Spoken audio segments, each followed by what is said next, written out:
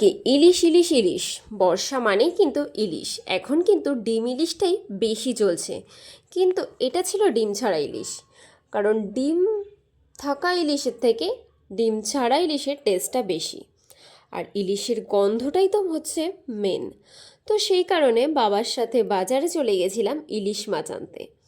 যদিও বা ফেভারিট, কিন্তু ভীষণ ভীষণ ভীষণ প্রিয় আমার এবং বাবার দুজনারই।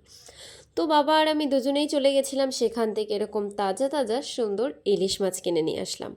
নিয়ে আসার পর আর কি দেরি, তো সুন্দর করে কেটেই নিয়ে আসা হয়েছিল। তারপর এটাকে নুন হলুদ মেখে হালকা করে ভেজে নিয়েছিলাম, বেশি একটা ভাজিনি, কারণ ইলিশ মাছ বেশি ভাজলে ভালো লাগে না।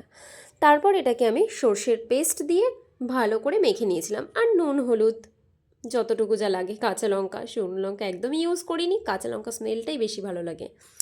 তারপর এরকম একটা হালকা পাতলা সর্ষে ইলিশ তৈরি করে নিলাম। সর্ষে কিন্তু বেশি একটা দেওয়া নেই, বোঝাই যাচ্ছে হালকা পাতলা একটা রেসিপি।